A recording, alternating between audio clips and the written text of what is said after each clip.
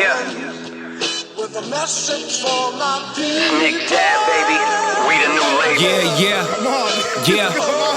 Now this the black sheep, sticking it to him. I need a crib like I'm Gatsby. I need it. In hand, just understand My pocket's that deep. with nothing to prove. I ain't got nothing to do. When they can't compete and I got nothing to lose. You see, they told me I'm the one that's gonna benefit. Never been a threat. Yes, what's good, everybody? We're back in the building.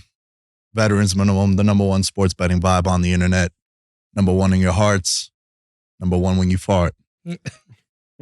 Number one on a few charts now too. You're rising. That's right, baby. Young That's Skywalker right, baby. grows stronger. Hey, things are going really well. Shout out to all of you, because I say this all the time. You guys are the biggest endorsers of the show. Share it, like it, subscribe. Tell your friends about it. Tell your parents about it. Tell the girl at the bar that you meet about it, because what I did over the weekend, I was out with our special guest that's in the building too. We'll introduce him in just a second. But my new thing, Josh, when a girl gives me her phone after I give my Instagram, subscribe to the podcast, because all downloads matter. Yep. Right? Why not? Cheap plug, bro. No, what do you mean? Every time I meet somebody, you think I give my personal out? What's your IG? Oh. You know how many times I did slid in an American fan plug? Oh. Yeah, follow the show, man. Nah, but for real, like, you guys, the show is picking up a lot of steam, and it's everyone that listens. So thank you all for listening, continuing to listen. And the guest that we have in the building, I call him my agent. My agent, for real. Like, this is my business manager. Oh, okay. This is my, what'd you think, agent? I didn't know. I was like, well, I am an agent, so I was like, me? I was like, you tell people that? You tell people I'm that? I was like, I need to do better. I need to do better. Nah, Chris is in the building visiting this week. And Chris has been on the pod a bunch of times when I was back home. Mm-hmm. And first time having you on the pod in here, so I appreciate you. Thanks for being out here. Thanks for extending your trip to make the pod too. Of course, man. So Nice. It's been fun. And we just had Timofeo Lopez in the building. That episode will be out later this week. And boy, was it wild. Oh, yeah. It was wild. So definitely going to be on there. It's going to be on the Patreon, patreon.com/veterans minimum cheap plug. Yeah, these cheap plugs, bro. You're just putting them out there. You know what I'm saying? Nothing shameless about a plug. No. Not one thing is shameless. It's a good plug. And I'm trying my best to avoid the conversation about the Buffalo Bills, but we do need to get into that conversation because it's over. It's over. Bills Mafia, you let me down. Everyone knew about the Bills futures, Dear Buffalo, all these bets that we made. I will say from a betting standpoint, went 3-1 this weekend against the spread. One of them, and it was something I told him because we were watching the games together, and I told everyone that asked me, what do I like in the Bills-Chiefs game? And I said, because I saw your bet also, you took the Chiefs +3. Mm-hmm. If I didn't have the Bills futures, like Kenny, shouts to Kenny, he's going to be on the show Wednesday. He was all over the Chiefs. He asked me, he's like, yo, do you like Kansas City? And I'm like, yeah. I have to root for Buffalo. I can't make any bet. It's too early to hedge. Yeah. Chris and I were standing in the lobby watching the game yesterday, and we were painting all these hedging scenarios. And then, of course, it's not even necessary. Got a little ahead of ourselves there. Because that's what always happens, right? Like, you try to formulate the idea of hedging and like, yo, bro, if they play Baltimore, they'll be -180. Baltimore, do I risk 1,800 to win all this? And then what happens? Don't even matter. Yeah. So okay. So again, you know, I'm a novice bettor. I don't bet like that. I've never hedged because I gotta go with my conviction, whatever I put my money on. But it was interesting a few weeks back when you were saying that sometimes sports books, like I want to say it was when you were talking about your future for Joe Burrow winning the MVP, and the sports book came back to you like, you want to cash out now, and you were nah, and you're in retrospect you probably should have. Right. The hedging concept, I know for most of the people out there, they already know what it is, what it entails. For someone like me, like I've never understood it. So why do you do it? I don't. Okay. I don't like hedging. Okay. I think hedging is multiple condoms during intercourse is what I think hedging is. You don't really win. You lose. You win, but you don't win. I'm hedging only if the money is life altering. Okay. For example, say say I'm in circa Survivor, right? And I come down to week 18 and there's 3 people left. And I know I'm going to take the Kansas City Chiefs at home. They're minus 500. I haven't taken the Chiefs all year. I'll take Kansas City, right? Let's just say in this example, the hypothetical, Kansas City needs to win this game to make the playoffs. So it's not like Kansas City's resting starters because I wouldn't do that. Yeah. So I've saved Kansas City to week 18. Circa Survivor is $1 million to first place. Mm-hmm. Yeah. I'm going to hedge there. I'm going to hedge to win some money. I'll take the Raiders at plus 400 and I'll call some people and be like, yeah, I'm going to need some money to make this hedge. Well, okay, so in a Because that's situation, life altering. Because there, if I put $50,000 on the Raiders okay, to win 200K, Facts. I could do That's some facts. shit with that. Oh, I'm not going to do it if I okay. have a $20 bet. And look, I don't think there's a right or wrong answer here. I'm just telling you what my approach is. Yeah. There's some people that they'll make a $25 bet to win 5K, and then the last leg is the Sunday night football game, and the cash out will be $2,300. Some people might take it. I'm not taking it because it's a $25 risk that I made. And then also $2,300 it's cool. It's great. Don't get me wrong. I'm not balling out of control, but it's not going to like change that much. Yeah. That's my approach with hedging. Yeah. If I have a future and I get to the Super Bowl, like, which was what I was going to do. If the Bills and Niners would have made the Super Bowl, it was like a $12,000 hit.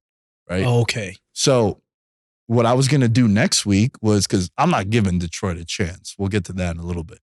So I'm just taking the risk. I would take the risk on taking Baltimore. Yeah. Hedging against Baltimore and the Buffalo, because I also have Bills AFC futures as well. Okay. So even them making the Super Bowl, I was going to win something. Yeah. You know what I'm saying? The most optimal and profitable would have been if it was Niners Bills. So I know I kind of went on a tangent, but that's my approach to hedging. What's yours? I think it depends on the cost of the hedge, right? So if you're on the heavy favorite and you've had the heavy favorite on a future for a long time and they're playing a massive underdog, the cost of that hedge is cheap. Right. So you take a cheap hedge. Okay. Okay. I also think it depends on your financial situation, right? If you're hitting a big one and you don't do it that often and you want to take some money off the table, then that's fair. Everyone's a little bit different. But for me, primarily, it's the cost of the hedge that would swing whether I take some. And you don't got to hedge the whole thing. You take maybe 30% of that risk off the table if you want. You don't got to take the whole thing off. Right. Yeah, Okay. we're not saying to that would be dumb, right? Like you don't want to completely negate your Anything like your ticket. Yeah, your winnings. You would want to have it like he said. I think 30% is a good number. I was always thinking like 20% was what I would want to win off my hedge. Yeah. From the big number. So if the Bills winning the Super Bowl would have netted me 100,000, I would have hedged it to win 20 on the back end on the other team. But like he said, ideally you want it to be a big favorite. Hindsight's 2020, especially since I liked Kansas City yesterday. Yeah. I probably should have taken the Chiefs money line plus 140 where it closed on wager attack. I didn't. I let it ride. Yeah. I also didn't bet that game yesterday because I didn't want to be like, oh man, I just won this $120 bet on Kansas City and be excited when I just lost $700 in futures. So I like what you said about the cost of it. Ideally, you would want it to be the underdog that you're hedging on. Like I know, if you have the Niners, for example, Right. win the Super Bowl, Right. right? That's a good example. Detroit is what? They're 6.5 now. What are they? 7 at the moment. 7 at the Yeah. moment. Nice. Okay, that hedge won't be that expensive. Oh, right? and also it's very important. Very important. Make sure if you are in a scenario to hedge, don't get cute and take the fucking points. Please, if there's anything you take from this hedging portion, and I'm definitely clipping this, Dom, shouts to the social media editor, Dom, we're clipping this.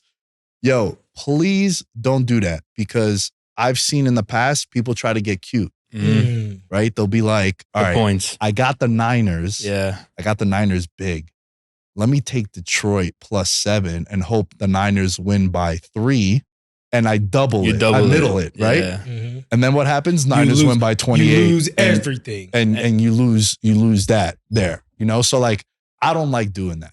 I would say take the money line. And again, going back to what Chris was saying, the cost of the hedge. Yeah. The hedge, ideally, best case scenario, it is a plus number that you're hedging against. Mm-hmm. So with that, I know we kind of No, on this. But I like that you know what I'm asked saying? that, bro. I gotta ask my questions. You know, listen, Yeah, I it's a know good this is question. veterans minimum, and I know most of the people out there are DJs and they're betting every 5 minutes and all that good stuff. But I know that there's someone out there like me that they're putting $10 down on a 10-legger that's gonna get them 12 G's, and it's like, all right, what do I do? No, and for sure, dude. And look, like I said, and you know, I hate kind of giving two sides of an answer, but sometimes I feel like both could be true. It can be in this situation. Chris might want to let it ride. And I want to win 100K, bro. I put $1,000. I took this 100-to-1 long shot and it's down to the wire. Like, I'm going to let it ride. You might be, or anyone like you might be like, yo, you know what, man? If I can make 20,000 right now, I just covered my rent for the year. Like, yeah. So again, I don't think there's a right or wrong answer there. I just personally, I don't like doing it unless the money is substantial. Perfect example. Argentina won the World Cup. My dad and I had $2,000 on them to win it at plus 900. Did not hedge. Oh, wow. And soccer is even crazier because soccer, you could hedge the 90 minutes and then you could hedge who lifts the cup. Yeah. And that is wacky. Wait until we get to the Euro Cup. You guys are in for a treat because the amount of times that I've had people show me their tickets on soccer bets and they're like, yo, bro, Belgium won. Yeah, but they won in penalties. Your bet was for 90 minutes. That's a whole nother can of worms. Yeah. But even so, like I told my dad, and especially nowadays, right? Like this is a big reason why sports books and apps, I prefer doing it because you don't fall into trap with bookies. Yeah. There's no, oh shit, Chris is my bookie. I have $1,000 credit. I play through the weekend. I got to pay Chris now $1,000 on Thursday. That's stressful, bro. I used to have to do that shit. Back in the day, that's how I was gambling. And it was, what are you smiling? Because I want to know if there's any like Uncle Vinny stories. It would never. There definitely stories like that, but it was never like my credit limit was like $400, $500. Okay. It never was out of bounds. Like you could always save yourself. Yeah, no. And worst comes to worst, you just tell them like, yo, I can't pay you right now. Don't tell them I'm not going to pay you. It's a whole different approach. If I tell you, yo, I'm not going to pay you and I can't pay you right now, it's a different conversation you're having and the way you're reacting to that is different. So I love having the apps. Like, yo, I want to bet this week. I have $200. I'll bet. Yeah. As opposed to in the past, it's like, oh, yo, I have a bookie and all that. Getting it on credit, it's the worst thing. So it makes it a little bit safer. There you go. I mean, listen, you can clip this with the Stewie. Where's my money, man? Where's my money? I'll let you do what you will with that information. What do you think about that Bills-Chiefs game? Man, I'll tell you this. First and foremost, that 4th and 5, Damar Hamlin, we're going to try to solidify your comeback player of the year moment was a bad call by McDermott. That was crazy. And then the fumble by McCole Hardman at the goal line. Like when it happened, I was like, that went through the end zone. They're going to get this ball back. And I knew for sure that was how you were going to win. I was like, they're going to drive. They're going to get this touchdown. And it's going to be too much for Mahomes to overcome. Yeah. But when it came to the field goal, I think you saw my my Ray Finkel analysis with Tyler Bass, but I immediately thought of Scott Norwood and I was like, everyone did. Before though, like when he was lining up, I was like, was it wide left or wide right? Wide right against the Giants. And I couldn't remember when it went wide right. I was like, it was wide right. So crazy game. You know, both teams played incredibly hard. You know what I'm saying? Josh Allen is continuing to ascend. But Ryan Clark was saying, you know, at some point we have to actually start to hold his feet to the fire and say, it's on you because he has to beat one of these elite quarterbacks in the playoffs at some point because in the grand scheme, he's at home. So he could play great, but it wasn't enough to get them to the next round. So that's my analysis on it. Mac Jones, Skylar Thompson, Mason Rudolph. Those are the quarterbacks that Josh Allen has beaten in the playoffs. Or some of the quarterbacks. Okay. Right? Dude, we're watching the game, and I think we're watching the game yesterday, Josh. And it's like the middle of the third quarter. I'm freaking out. I'm stressed out. I'm holding my head. I'm fucking like pulling my hairs out. I'm like, oh my God. Yeah, he's not lying. I know he was. He had a lot on that. I was going through it, right? And I think moving forward, bro, this is how I'm going to determine how great someone is as a degenerate and as a bettor. This is the first time in my life I actually bet against Mahomes in a big spot. I've been riding the Mahomes train. I already consider him the greatest quarterback of all time. Like, I already think so. Six years as a starter, 6 AFC title games, 2-time MVP, two-time Super Bowl winner, and he's been to the Super Bowl 3 times. So every 2 years, every 2 seasons, if you're a Chiefs fan, you're going to go to the Super Bowl based on what you've seen so far. And it was the first time that I bet against him in the sense of like I had futures riding on it. And you felt sick. And bro, when I tell you, Josh, I've never feared anybody as much as him, bro. And I was like, yo, you know what? Moving forward, that's how I'm going to determine how good. If I have money against you, am I like stress eating and drinking? Like, you know, I had to work last night or else I would have been slugging back some fucking Casamigos on the rocks. But bro, I was just watching and I'm like, and he's like, what's wrong? I was like, bro, this is the first time I bet against Mahomes, dude. And I told him everything I just told you. And I was like, I'm fucking nervous as hell, man. I'm nervous as hell. And as that game is going on, there were so many moments, bro, that it just felt like it was Buffalo's game, right? Because we were talking about how, you know, the kicker's going to get a lot of shit. We'll get to him in a little bit. But the 3rd and 16 touchdown to Shakir, rolling left, a fucking rope at the goal line, that's a touchdown. You get the DeMar Hamlin play, which was hilarious. And then that same drive, 1st and goal from the 4-yard line, he fumbles out the end zone. And I'm saying to myself, like, how many fumbles did the Chiefs not recover? I'm like, yo, this is the Bills. It felt like Kansas City tried to give that game up 3 or 4 times. Yeah. Every loose ball went the Bills' way. Yes. Every turnover went the Bills' way. Yeah. And they still lost the game at home. Yeah.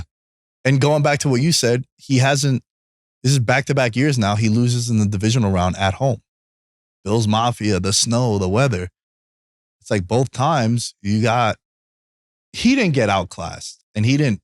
Yeah, no. And let's not even start that. I think Josh Allen had a great game. He had a fantastic game and he was let down by my player from my alma mater, Stephon Diggs. Oh, yeah. That's a big dropping a bomb. Yeah. And truthfully, if he would have caught that, I think he probably would have kept going and that would have been 6. Yeah. Because it was like iffy whether he would have tripped or not. But I think if he would have actually came down with that, I think he would have found a way to fall into the end zone. Bro, that was a missile. That was like 70 yards, it looked like. In the air. He drops that and like, yo, Diggs got to pipe down now, bro. You can't. Three catches. 3 catches. I think it was 21 yards. And 2 of them went the first drive, I think. I mean, he was early on was getting handoffs. And you're like, okay, they're getting him involved. But, you know, Diggs is wide open on that 2nd down play where like the play is developing. Yeah. And I'm yelling at the TV like, yo, Diggs wide open. And when you watch the replay of that, Josh Allen gets hit as he throws it. That's why that ball, that would have been a hell of a throw. Because it died. The ball died. It died like at the goal line. Yeah. Meanwhile, the guy was like in the middle of the end zone. But that was he was going for the home run hit. Yeah. But here's the issue. When you play Mahomes, bro, and that's why Burrow beats him. Yeah.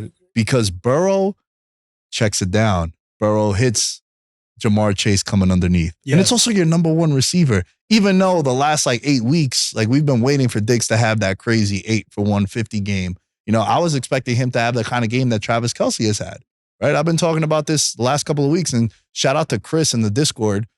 He hit a 55-1 parlay because the breakdown that Alan, George, and I had about the Bills-Chiefs game, he kind of was taking those. So like he took James Cook rushing yards. He took Isaiah Pacheco to score a touchdown. He's like, yo, you've been talking about Kelce being unleashed this time of year. And that's what happened. He scored 2 touchdowns yesterday. And Josh Allen rushing yards. Like Josh Allen this time of year, they let him go crazy. And the one thing, the silver lining in all this with Josh Allen is he's not Mahomes. No one is. But he's in that Mahomes level, Chris, for me, where I know for a fact in a big spot, he's going to show up at least. Yeah. Like, he's not going to be let down by the moment. Yeah. So if there is a silver lining, even though it blows that they lost, and if you're a Bills fan, you're like, oh, fuck, man, again? Wide right again? Yeah. I Like, how crazy is that? I think the best point you made, though, was the Joe Burrow thing. Not it being Joe Burrow, but more the fact that to be Mahomes, the clock management at the end of the game, you don't want to give him the ball. Yeah.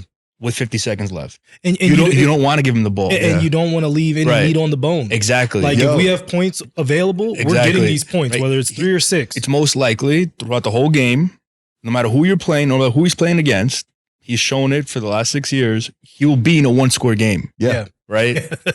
Right? True. So do you want to give Mahomes the ball 50 seconds left and 2 timeouts? No. Right? So to his point, that play with the bomb to Shakir in the end zone, was it Shakir? Yeah. Instead of checking out the Diggs and taking more time off the clock and taking probably a sure pass, and not giving the time, it would have burned. They would have burned more timeouts. They would have burned time. That would have really. I mean, we've seen what both those quarterbacks can do with 30 seconds. Right. Right. But the least amount of time you give them, the better chance you have of beating that player. Yeah. Right? And when that drive starts, they get the ball with like 7:40 left, and I turn to him and Isaiah. Shouts out Isaiah in the control room. I go, bro, the way they were playing the offense was a lot of like 4 yards. 4 yards. Yeah, and they were burning that clock. And I was like, yo, there's a way, the way they're methodical down the field, that Mahomes don't get the ball back. Yeah. And that's how it was setting up. Like if he hits Diggs there, they get another first down. They run into the 2-minute warning. Yeah. And you're like, yo, Pat, you ain't getting the ball back. Which is what Brady would do all those years. Yes. Brady would get the ball with like 9 minutes left. He's like, yo, bro, we're gonna go down there, score a touchdown. Right. Edelman, Amendola, Edelman, Gronk. And then before you know it, you get the ball back with 27 seconds left. And you need a touchdown. You got no timeouts. That's what Josh Allen needed to do. That's what Joe Burrow does. That's why Burrow and Brady, Mahomes is 13-2 in the playoffs. 13-3 in the playoffs. His only 2 losses are to Brady twice and Burrow. The only 2 quarterbacks he's lost to. And look, think about it. One is the most accomplished quarterback of all time, not the GOAT, because Pat is, but the most accomplished quarterback of all time. And then the other one is the guy that we say is like that. Yeah. He's that dude too. He is Joe Cool. He's Tom Brady. Man. First off, there's so much talent in the AFC in terms of quarterbacking. Oh, bro. It's disgusting. It's just so good. Like it's that so like when you look at the league, they have an embarrassment of riches on that side for sure. But back to the GOAT conversation I was talking about earlier on my show. Listen, if he gets 3, he's starting to eyeball some real people. You know what I'm saying? Like, because I think we can say that I still call him the baby GOAT just because of where he is and where we project him to be. Right. You know what I'm saying? But if he gets to 3, he's in the Troy Aikman conversation. He's past Troy, I would say. Okay, you corrected yourself because I was about to be not conversation, but I'm just saying in terms of quarterbacks with multiple titles. You know what I'm saying? It's Joe Montana with 4, and then it's Brady. That's in Terry Bradshaw with 4. But then after that, it's Brady. That's it. Yeah. There's no one else after that. So you can really start to have a conversation as he keeps stacking accolades. And he's still young. You know what I mean? He has had a few injuries, but man. And bro, think about this too, because you're spot on with everything you're saying. They won the Super Bowl last year when they lost Tyreek. And then they're 1 game away from going back to the Super Bowl. And all we did for 18 weeks was shit on the weapons that he had. None. So, he has none. Like this dude might go back again. With a bag of Skittles. And it's just crazy, bro. It's crazy. And there's something to it. Like, he don't care about going on the road. And that was blown out of proportion too. It's his first road game. It's like, man, this guy, you don't think he thrives for that? The Dawkins was like, yo, he's never been in Buffalo. It's like, this is what you asked for. And then Pat Mahomes said it. Mm-hmm. They asked for this. Mm-hmm. My favorite quote. Oh, I didn't hear him say that. I would tell mad people back in New York, like the last couple of years, I'd be like, oh, don't be angry. You asked for this. For a lot of things that I'll leave off the record. Maybe you guys get connected to. I'll leave it open for interpretation. But yo, y'all asked for this. Now embrace it. Now you got to live with that. Yeah. Oh, you never been to Buffalo in a full arena? All right. This is what you wanted, right? Stunned. Tears everywhere. Snowballs thrown at me. Snowballs thrown. He was loving it too. He was dodging it. He didn't care. Yo, and also he was dancing for a second. And also this thing, because, as a former stud kicker myself, That's right. I'm going to defend the kicker for a little bit. The whole game, they were talking about the spiraling wins. Yeah. And also, if he makes that field goal, there's a minute 30 left on the clock. Let's not front like Pat wasn't going to go with 2 timeouts, was not going to go down there and so, kick a field goal. Yeah. Because Harrison Butker, as much as he's maligned, he's hit some big ones in some big spots. He's a good kicker. He's a good solid kicker with a big leg. You know what I mean? Yeah. I'm sorry about Dear Buffalo, though. I know, man. Did you see my Dear Buffalo? Yeah, you fuck. Shit pissed me off. But yo, like, look, and this is the God's honest truth. And I was telling my friend Ryan this because he's like, yo, bro, sorry for your loss. And I was like, listen, man, the money would have been amazing.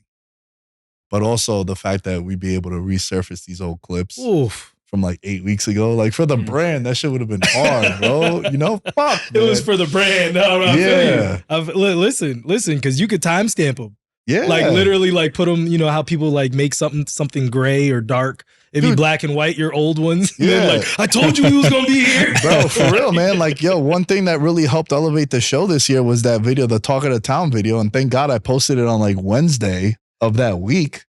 And then I remember that video had like 10,000 views.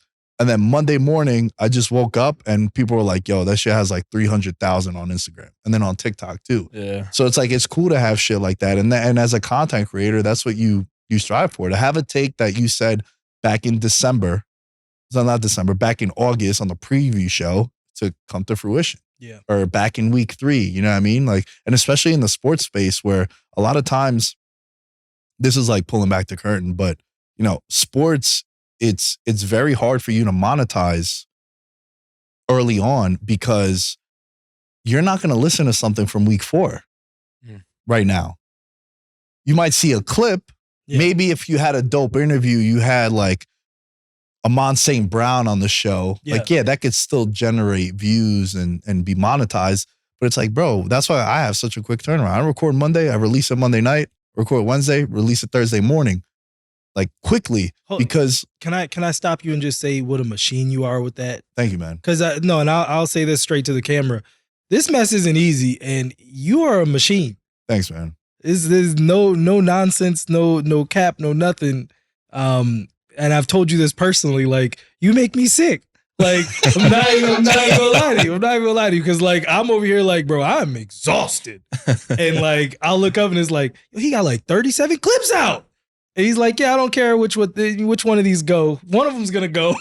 You just keep churning. It's really, man, look, like you said, pulling back the curtain, because I tell people all the time, it is hard in this space, for people to care about something that we talked about a month ago. Because it's essentially old news now. It's not really news.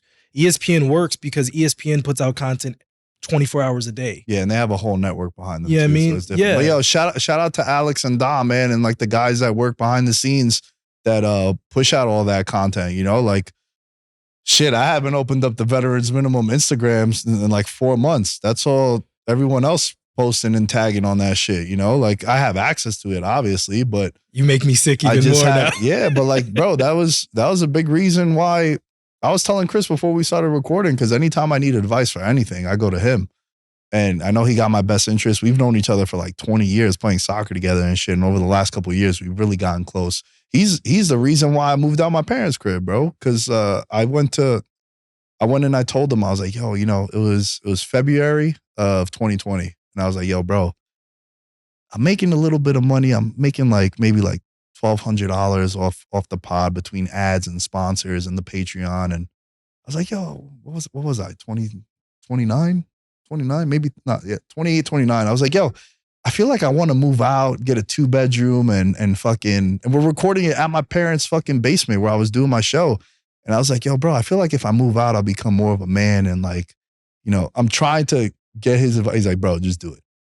And this was right before a pandemic. Yeah. God bless you. Yeah, and I held it off for a couple months because then the pandemic happened. But I ended up moving in like the heart of the pandemic, bro. Like October. Yeah, and New York was a fucking it was a fiesta. It was bad. But I just thought, I was like, yo, if I move out and I invest, this money, the show is my roommate. That's how I always viewed it, right? Like half the rent is going to be paid by the show, and then I'm gonna work and scrap and flip the eggs and all that shit to get the other half.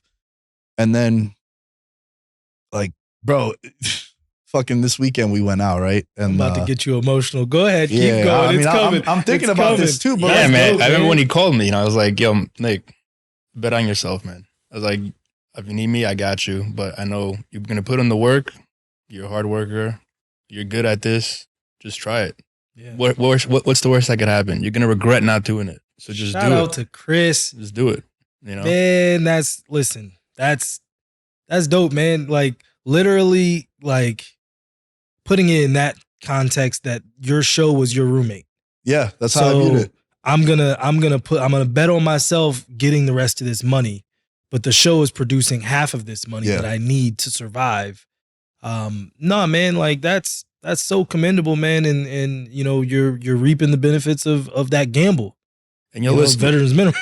Another thing I'm going to say, I wouldn't say that to everyone, but knowing how hard of a worker he is, it would be a shame for him not to have taken that risk on himself. And look. And dude, I used to, bro, last thing on this, because this is turning into like a self-help. Yeah. It's all right. It happens, man. Turning into like a blowfest too. Let it happen. I appreciate that, man. Look, you know, like so often I'm just like going, and I promise this isn't sidetracking that Buffalo loss. All right, I promise that. But dude, I used to I remember, man, even when I moved out, any transaction I would make, I would look at my phone immediately. Like if Chris would hit me up and be like, yo, let's go get dinner, I'd fucking look at my app, open up Chase, and I'd be like, yo, if I spend $200 tonight and it's January 7th, I can't do shit till like February. And bro, that was like that for like 2 years, man. That was like that for like 2 years. And yeah, like you just always got it, man. If you really, and everyone knows I hate entrepreneur content, self-help stuff. I think that shit is corny because some people don't really do it. Bro, look at me as an example. If I could do it, you 100% could. You just gotta grind, man. Like you really gotta fucking head down, 10 toes down, and fucking just go to work, bro. Mm-hmm. And weather the storm. Storm might be a day, might be a week, might be a year, but you gotta. And just be patient. Just be patient. I've been doing this show 8.5 years now. So like, and now people are like, oh, it's doing, you know? So yeah, that's enough of the TED Talk. That's enough of the TED Talk. But I appreciate the kind words from both of you, man. And especially coming from you, because like, you know, he's known me for much longer. Yeah. And for you to say that too, that means a lot to me. Nah, man, you know what I'm saying? I be low-key hating it is what it is. I'll be like, again? All right. But it's a beautiful thing. I mean, look, listen, I just meeting Chris, I've met him through the show. You've been on the show before when I've been on the show. But yeah, man, like everybody in this room, we're all pushing towards something. Yeah. You know what I'm saying?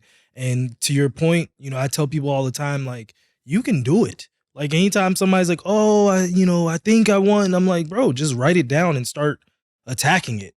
You know what I'm saying? Like, because we all have ideas. It's whether or not you actually want to pull your idea apart and see if it makes sense. But everyone has ideas. God puts ideas in all of our heads. Yeah. It's whether or not you want to choose to do something with it. Truthfully. Hell yeah. But yeah, let's go ahead and get back to football. Take your victory lap, Detroit. That's your squad. Man.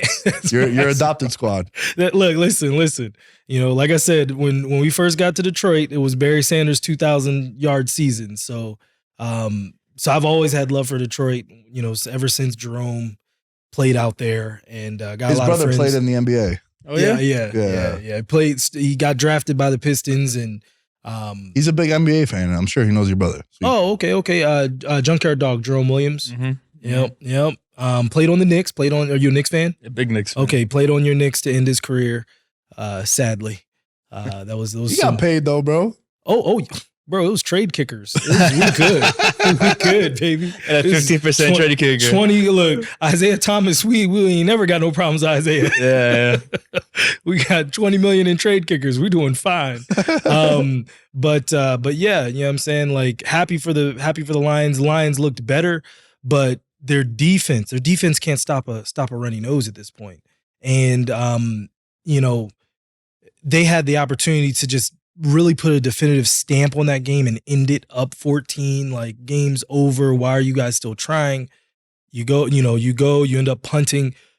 give the ball back to Baker, Baker's gonna end up baking an L and throw a duck to lose the game. That's harsh. But he did though. But right. you know what I mean? But like that's who he is, and that's okay. He played his behind off. He played well. The Bucks played well overall.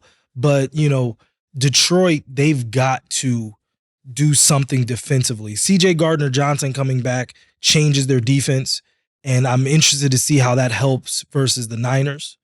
But their linebacker core, Campbell and the different guys, the linebackers they have, they got to do more. This next one's gonna be a monster. Exactly. Those back-to-back weeks, right? That's Puka the first week that went bananas. Yeah. And then Mike Evans. Like Mike Evans is Mike Evans. Yeah. But you're right. But that was also a concern all year with them, even coming into the year.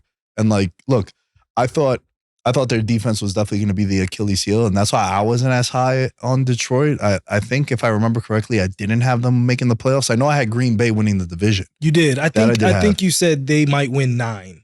Yeah. So you had them like wild card bubble. Yeah. Oh, that for sure. But I was on the Jordan Love experience, which we got a whole experience on Saturday. But wasn't wrong. I thought the defense was going to be an issue. But to push back a little bit, I think their defense now, though, and it could be a product of playing in Detroit because you saw how fired up that crowd was. Like, bro, shout out to the Lions fans. That felt like a college atmosphere.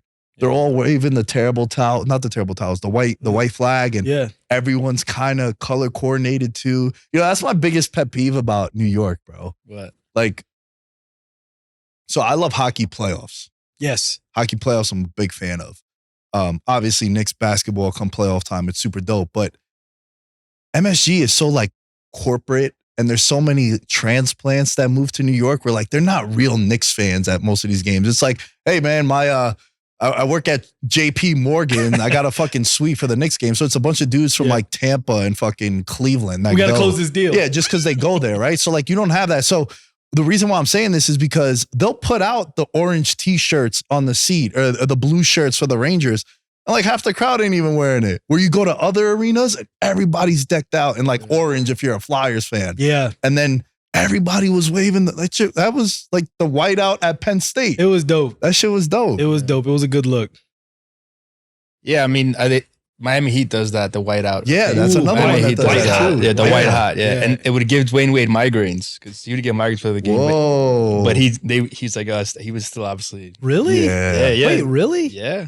No, you got to elaborate on that. I never heard that one before. Yeah. I thought the migraines were from 11 and live, but I guess it's Ooh, I done had some 11 nights. Yeah, you had some 11 nights? Bro. Really? We hit a crazy bet one year at a bachelor party because I got word from my friend that works at 11 that the Nets were there until 7 a.m. So the first thing that I did was I grabbed the phone. I made a call back to my bookie in New York. I was like, hey, man, we need $2,000 or $500. I know I put $500, but collectively I told all the guys. And he's like, yo, what the fucking Nets? And this is when like Deion Waiters was on the Heat. Yeah, I've told this story many times. I'm surprised he didn't know about this. No, I never heard this story. Yeah, man. So I got on the phone and my bookie at the time was like, why are you throwing that much on a Friday night, January NBA game? And I was like, I know some people that know some people that know some people. And then the Heat sucked at that point. The Heat were bad. It was like Hassan Whiteside got that big contract and he wasn't playing. Deion Waiters. Yeah. And the Nets were up 30. No, the Nets were down 30 at halftime. And the Heat were catching 3 points. So every time I see 11, there's a lot of things I think about, but I also think about that. Shoot, shout out to 11, bro. My 11 story isn't like that. I'll just tell you this about 11.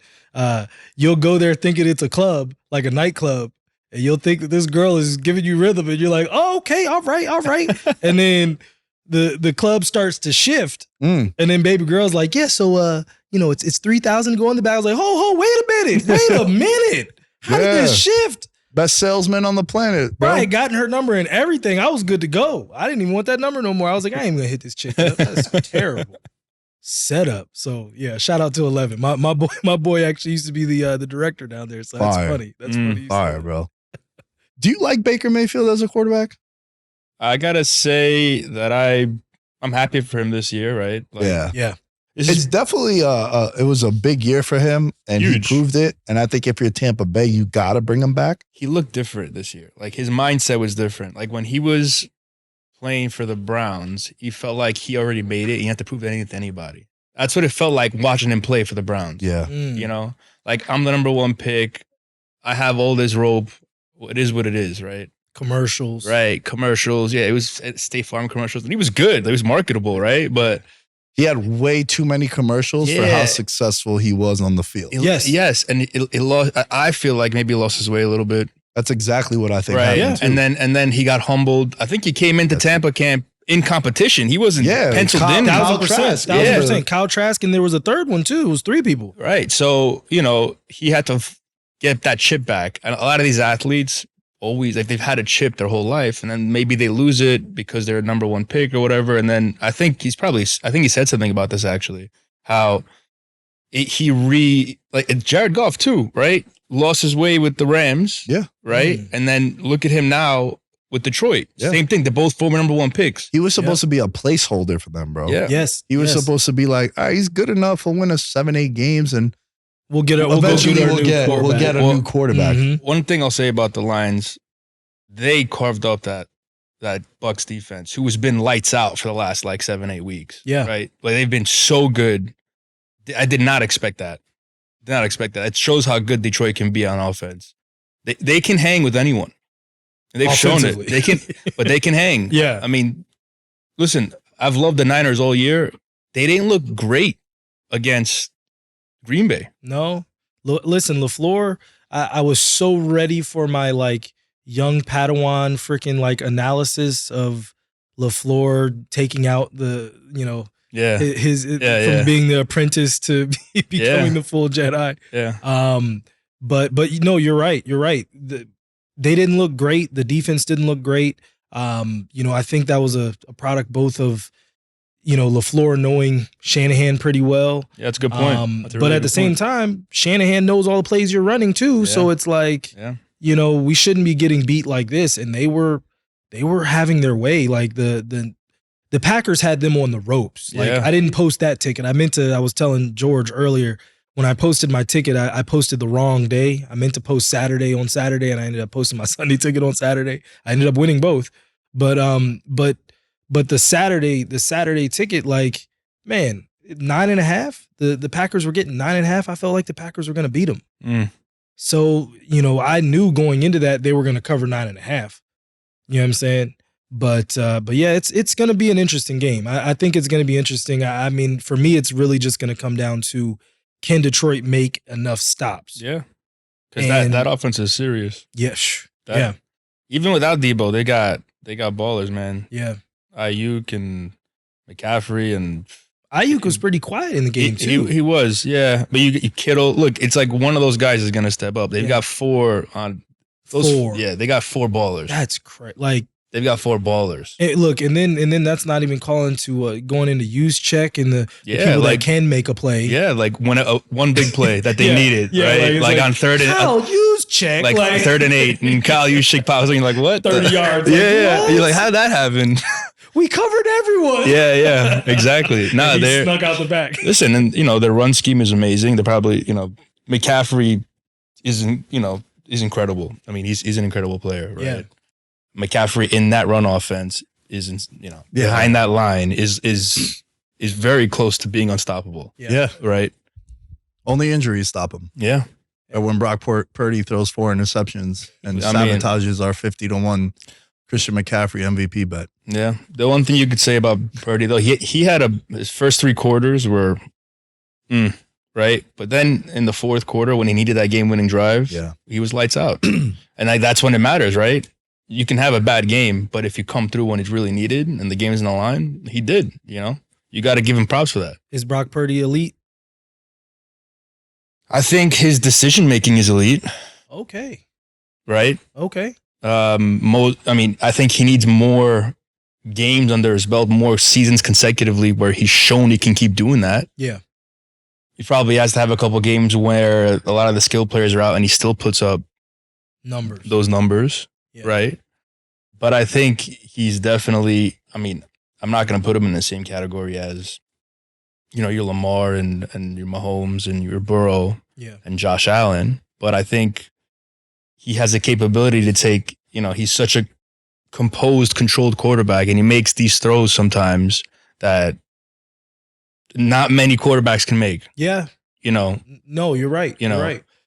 I mean, I feel like he is a product of his environment, but I also feel like he's an elite game manager, and if there is such a thing. But also, you know, you got to give the kid props for being who he was coming in and being written off completely. Yeah. Right? No one was going to draft him, right? And look where he is now, right? So you almost want, me personally, I want to back guys like that. Right? Like, I'm giving this kid the chance and he's taking it and running. Yeah. And who knows where, if he, you know, he's been doubted his whole life, I would say, right?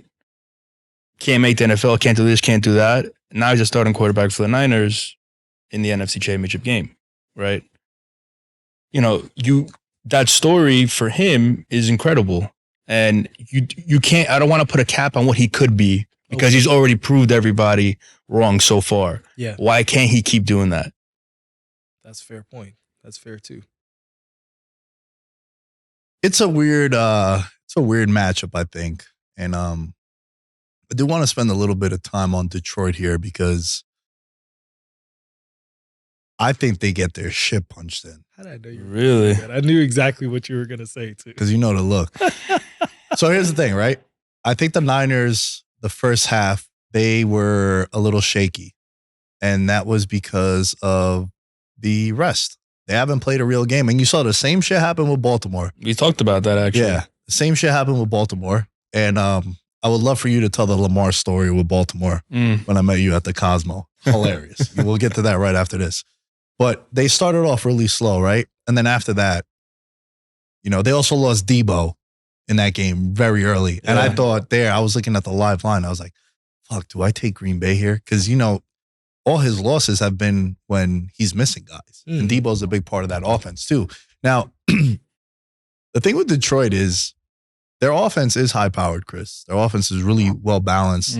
Offensive line is probably, I would say, the best right now. That's probably where the game will be, right? Yeah, will the Niners pass rush get to Goff? For sure. Right. For sure. I worry about their offense outdoors. Because if you look at their schedule, and I have it here, they played at Chicago. They scored 13 points. They played no other game outdoors. Really? Yeah, everything else was indoors. The other time that they played outdoors, 38-6 to Baltimore. Yeah. Everything else was great weather conditions or indoors. Dome game. You know, like, so in a controlled environment. And that was the thing when they got to the 3 seed and then they got Dallas losing, you're like, oh shit, this team is going to have 2 home games in there. It's going to be monumental for them. Not only because of the aura of Detroit, but also because that's where they thrive. Now them going outdoors, we'll need to get some injury updates and we'll talk more about that on the next episode. But I'm early lean. I already bet the 6.5. Because I think everyone's going to be talking themselves into Detroit. And it's the feel-good story. Like, the cool story would be Detroit going. And if you're looking at it, 68% of the bets are early on the Lions. 82% of the money is on San Francisco. And the line moved up. Reverse line movement there. The pros are telling you what they're doing.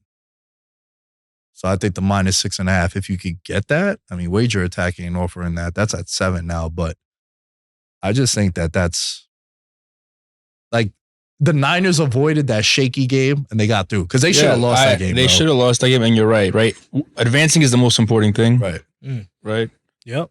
Survive in advance. Survive in advance, right? And then you live to fight the next day, right? And you can have you're going to perform maybe to 100% of your potential that next game and destroy Detroit. Maybe not. You know, maybe it has been a trend that, you know, that Niner secondary has been getting kind of burned lately, right? Maybe that keeps going on Amon-Ra St. Brown. And, you got to give their running back core between Gibbs and Montgomery is 1-2 lights out. Behind that line, they're so good. Like that drives their offense. Yes. Right? And then you got that play action with Goff after they've been punching it for, 5-6 plays in a row. Boom, Amon-Ra 20 yards. They're good. They should be able to move the ball in the Niners, and they should be able to score, right? If was a fifth. Right. But, the Niners have been probably one of the top 2 teams all year, right? Baltimore's been the best team all year. Yeah. The Niners probably right there.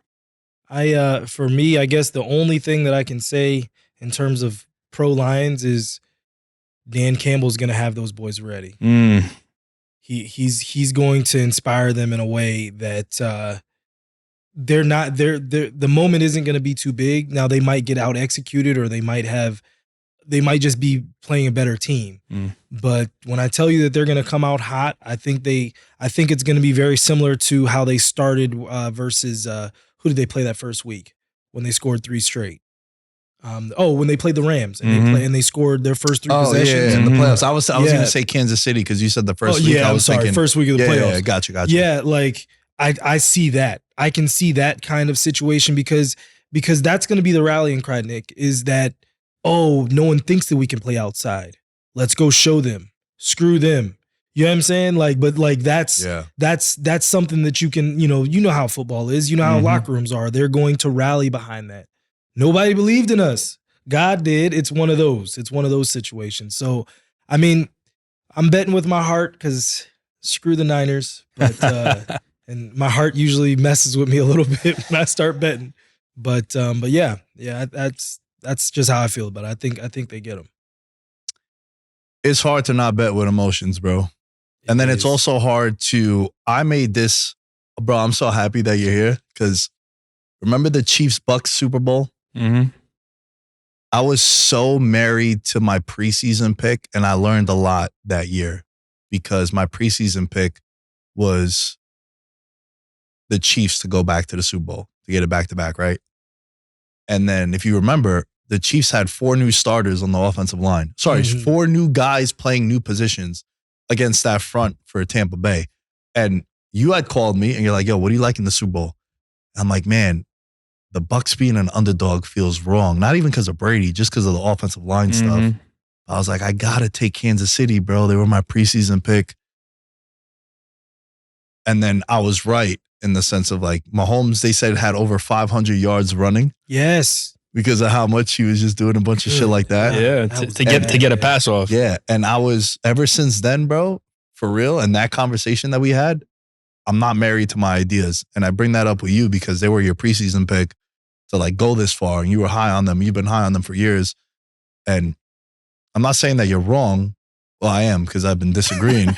But I'm saying the approach, I think, is wrong. Yeah. And it's hard, bro. It's hard to not bet with emotions because your money's tied to it, right? So oftentimes you're trying to bet like what you want to happen. As opposed to what you think is going to happen. And then it brings me back to Chiefs and Bills. What I want to happen was not what I thought was going to happen. Yeah. So it's always a difficult conversation to have. I'll get the prop bets going. Yeah. I probably will stay away. Maybe an over-under and call it a day and just be happy with the results. Let's wrap with the Lamar story, Chris, when I pulled up to the Cosmo. So I get to the Cosmo like 2 minutes into the second half. And we're watching the game and tell them the rest because it's hilarious. Nah, I mean, it was the same kind of situation with they had the bye week, right? And, the Texans were right in that game for a bit. And he's like, yeah, man, I don't know about Lamar, blah, blah, blah. I'm like, look, they had their bye week. I think they're going to turn it on. And I think Lamar is about to turn it on. Like, I've seen, from me this year, I've seen a different Lamar Jackson, right? He looks so within himself, calm, collected. Like, even in his interviews, he's just like, yeah, I got this, right? Like I'm rooting for Lamar this year. I want the Ravens to win. Yeah. Okay. I'm in a pool and I have Kansas City to win the Super Bowl, right? But I want the Ravens to win only because I want Lamar Jackson to win. Yeah. And so that's, the background to the next thing I said to Nick. And I'm like, nah, he's got this. And then literally on cue, 10 seconds later, he runs for that touchdown. And I'm like, yo, it's turned now. You'll see. And they didn't score a point after that. Houston didn't score a point after that. Yeah. Yeah. Shut them out. Yeah, that defense turned up, right? They had that first half, came up. Like, the bet that game was taking the Texans against the spread first half and then taking the Ravens full time. bye week. You know, they hadn't played a real competitive game in what? Almost probably I think 3 weeks. 3 weeks, yeah, because they didn't play week 18. They didn't play week 18. Right. They gave it to the Steelers. Yeah, right. And then they won. Right. So, you know, that's a long time for anyone. But I think that team is just so all across. That whole roster is insane. And there's no Mark Andrews yet. Yeah, Mark Andrews is still hurt. Yeah. I mean, shit, Isaiah Likely looks He's a every bit baller. the part. Look, he was even during camp, they were saying like that kid could be starting on other rosters. Yeah. It's just because he's behind Mark Andrews. So shout out to him, man, when he got the opportunity, he balled out. He's still balling out. Likely is likely to get a touchdown this week. Yeah, he did last week. That was crazy. But you know, if you're the Texans, you definitely you overachieved. And I don't know about the notion of I've always and this could be a cool way to wrap the show because do you feel like your expectations for your team change throughout the year and then you get disappointed when you get that close? Because I feel like if you're a Texans fan, right, is obviously it's a win for you, but just think about your team in general. You going into a year, right? Like the Giants last year was a good example. I was like, yo, you know what, man? They got Brian Daboll now. I would like for them to contend to be a playoff team. And then just knowing that moving forward will be in good hands, right? But then when they get to the divisional round, I'm like, fuck, man, I kind of want to go all the way now. You start telling yourself that we're going to go all the way. Right. But Like this is the year, something's different. Yeah. And then when it doesn't go your way, like I'm kind of soured on it. Like, yeah, you know, you overachieved and you feel good. And maybe in the heat of the moment, I'm still like butthurt about it. But what's your thought process behind that? Look, well, I haven't had many of those opportunities. That's true. Yeah. Your team's blow. Yeah, we're trash. But I guess the most recent one that I can give you was 05 when when we started off. I remember we ran off 5 straight to get into the playoffs, and getting into the playoffs. Was that like Mark Brunell? Yes, that was right. Damn, I remember that shit. Yes, it was Brunell, and that was probably the biggest Achilles heel in the team, where it was like, eventually it's Brunell just isn't gonna get it done. Yeah. But like the defense was humming. Sean Taylor diving in the end zones back to back, because remember he got a defensive touchdown versus the Eagles, then turned around, get a defensive touchdown, and then in the playoff game versus the Bucks. Like our defense was stupid. And then that was also the Clinton Portis year where he was doing all the characters. Oh, word. I remember that shit. Like, so, yeah, I mean, so all like the outfits, all the outfits, the game. Sheriff gonna get you and all that kind of stuff. And Jerome and all that good. Like, so yes, when you get there, it does feel like, oh man, like this year feels different. Similar to what I'm sure you felt with the Giants in 07. You know what I'm saying? Like you guys hadn't won in almost 30 years and but something feels different this year. Momentum. It feels different. So no, it's not wrong to readjust your, I guess the only difference with the Texans would be they have a baby team. So, you know what I mean? Like there is at some point where you're like, well, they are babies. You know what I'm saying? But like when your team has vets, nah. We better go for broke now. Nobody's contract is guaranteed for next year. Like the Texans, their whole team is babies. So like everybody's coming back. So it's like, they'll be back next year. Yeah. And I love CJ Stroud. Yeah. Nah, I'm a Texas fan. I'm ecstatic. Yeah. That kid he's good. I don't love him enough to give him the Rookie of the Year. We still got Puka, baby. Puka, come on. Puka, bazooka. That guy's been insane. I can't believe how good he is. And as bad as CJ Stroud played in that game, I was like, so you're telling me there's a chance? I wish I could get behind that. Trust me, financially, I do wish. And again, surfacing old clips, that'd be fine. But yo, you know what? Also, fucking phenomenal call by me. What's that? The injury. No, with Puka being 30-1 and me saying, yo, that's a mistake. And then after week 18, he's plus 300. That's insane. Bro, that's 10x. Yeah. I'll make that bet. Cool. That's fine. I'm not going to win it, but a lot of betting sometimes is like betting the numbers. That bet you could hedge. Take CJ Stroud on the other side. It never got low enough. Yeah. It never got to like he peaked. He dropped at like minus 500. He never got to like minus 180. Then I could be like, all right, that's expensive. Yeah, It's expensive. that's Expensive. it got to that point. So, look, man, one thing that did upset me about this weekend, and even the last couple of weeks, selfishly, the Texans and the Packers were two teams that I was looking at for next year. Okay. And now they're going to be the dick riding team for 2024 football. Texans and Jordan Love and the Packers are going to be the team that like, oh, there's going to be, and you're going to see a lot of momentum. I'm comparing the Packers and the hype, and I guarantee you're going to see it over the next couple of weeks and months. The Packers hype is going to be comparable to what the hype was for Chicago. Why? Who'd you think I was going to say? I thought you were going to say the Jags because I was like, bet the Jags now. It's a good. This would be the perfect time to turn right back around and bet the Jags. Yeah, They had a bad year, man. You know what I'm that's saying? true. That's a good point. I mean, Because everyone's gonna, like you said, everyone's gonna start to sour on them. Yeah, The Texans now. Oh, the Texans. The Colts are good as well. That division is going to have some change. You know what I mean? The Titans are the only ones that look a little bit more in the wilderness now. Yeah. But yeah, that would be a good time. That would be a good number to probably catch the Jags on. Yeah, that's a good call there too. That's a good call there. But I remember Chicago, like they were heavy favorites. Yes, they were. The division. Chicago was, and I was so all in on Chicago, and then like around July, I'm like, maybe Jordan Love. And this is the last thing I'll say about Jordan Love in that game because we kind of breezed over it. We were talking a lot about the Niners. I'm a believer that all interceptions are not created equally. That's one of the worst interceptions of all time. Yeah. All time? Yeah, I really think so. For how great he was playing, that is one of the worst decisions ever because you only need a field goal. Yes. And it's first down, bro. If that's fourth down, you're trying to make a play. I could live with that, J Love. I could live with that.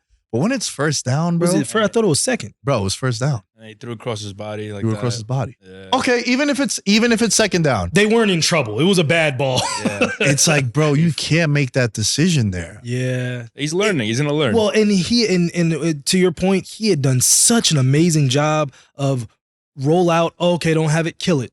We'll go to second down. Well, we'll go to the next play. That's that gunslinger shit. Yeah. And look, I love quarterbacks like that. Yeah. I'd rather you do that. I mean, I don't. But what I'm saying is like the idea of we're in awe of his arm.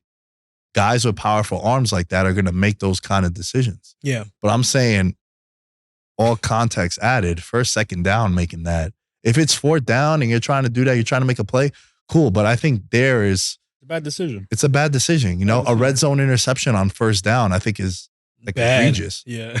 Like that's terrible. So if you're a Packers fan though, like you're looking at it, right? He's probably going to get paid this offseason too because his contract he's due for an extension. Is it because he is a first rounder. Yeah, he's a first rounder. But didn't they accept his fifth year? This wasn't his fifth year option, right? I think they accepted the fifth year option. I think they did accept the fifth year option, but still I think they can extend him, I think. They can extend him now. Yeah. He's due for an extension now. Yes.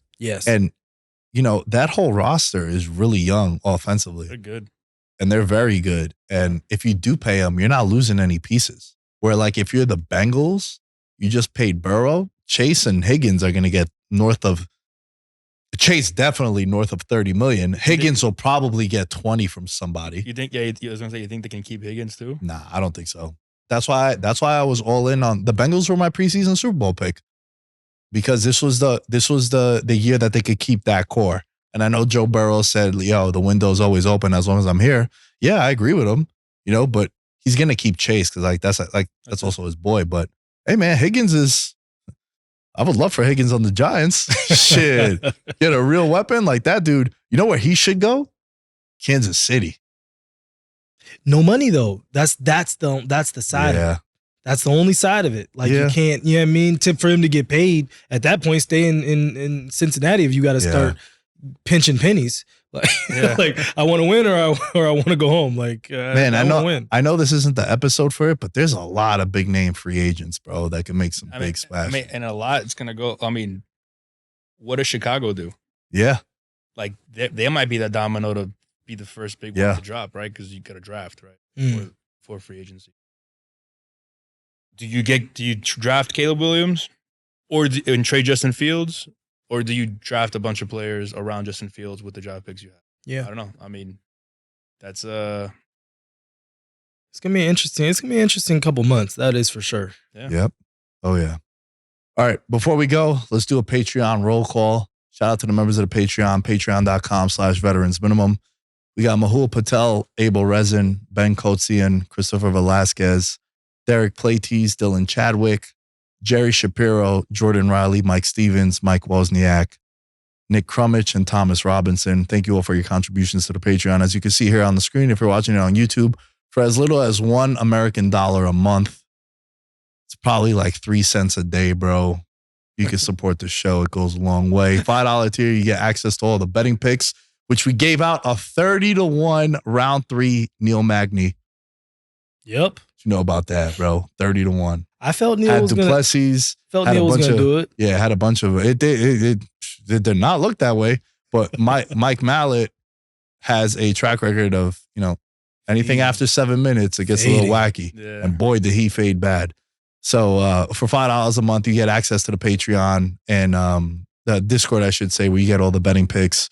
And $10 tier, we got giveaways. Big giveaway month coming up next month for the Super Bowl. $20 tiers, you get the shout outs, you get merch on discount.